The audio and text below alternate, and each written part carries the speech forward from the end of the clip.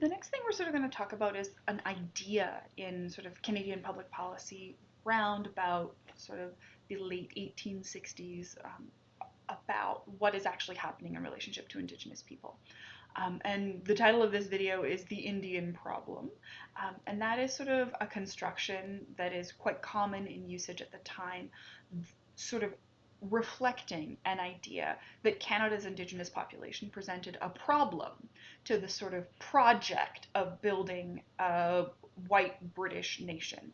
And that sort of drives a lot of the policies that we've been talking about. When we start talking about ideas like the reserve system, it's a way of containing a problem, right? It's a way of containing Indigenous people so that they don't sort of bother respectable settlers. When we talk about residential schools, which is coming next, that is an intentional process of attempting to kill the Indian in the child, is the sort of phrase that is really common around that.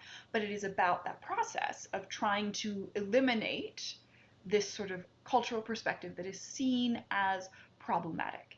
You can also see that in things like the prohibition of certain ceremonies, right? The idea is that if you don't have those ceremonies, then it won't bother anyone, it won't be an issue.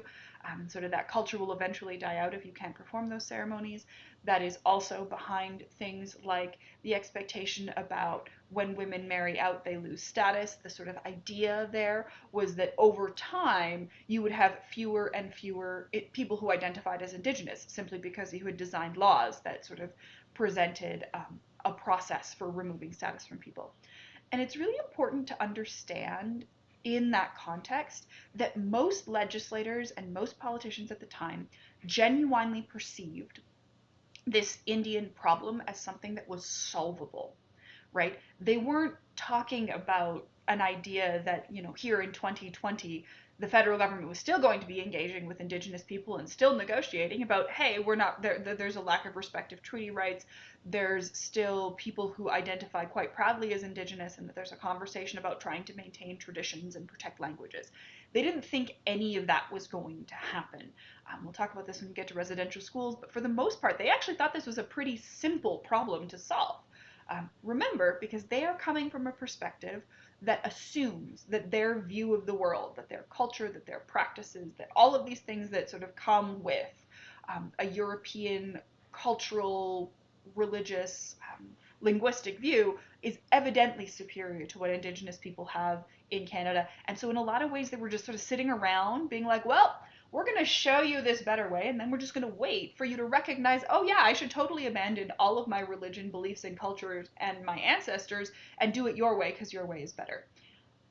I intentionally kind of phrase that in a very odd way, in a way that sort of makes these people sound very confused, but that's mostly because you need to understand how strong that belief is. We've talked a little bit about things like white man's burden. And that is a very strong conviction among most people, especially political and social elites at the time, that their way was obviously just better. There isn't a lot of discussion at this point in time around ideas like, oh, there might be multiple good ways of doing things. Not a conversation that needs to happen. So I ordinarily have students read this quote for themselves, but I'm going to read it for you. This is a quote from a man by the name of Duncan Scott. And at the time as he said this is in the Hansard records in the House of Commons, if you want to understand how prevalent these ideas about there being an Indian problem and it being solvable really is. Uh, you could never say this in the House of Commons today, ever, but you can say it in the sort of 1860s. So this is his quote, and I'm going to read it for you.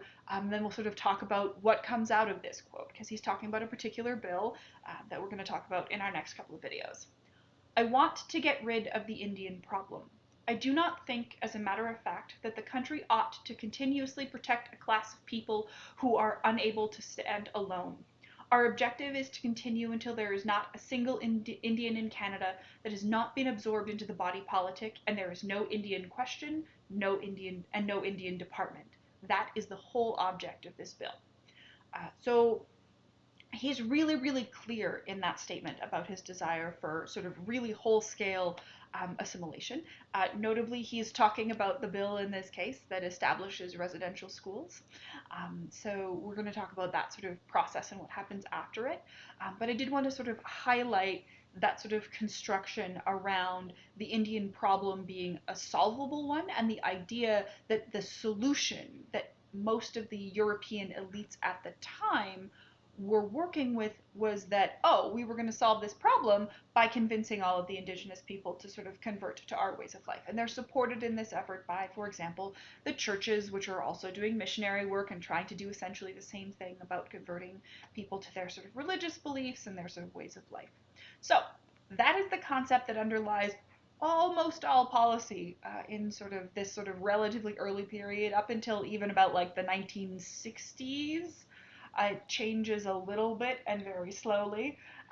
Past that, it changes a little bit in the 60s, but after that, but before that, this is the explicit intent of policy: is to eliminate and sort of create a situation where you cannot maintain a cultural identity as an indigenous person, because we've made it almost impossible for you to speak your language, learn your culture, connect with your community. And that's an intentional sort of process that residential schools, which we're going to talk about next, are only one part of.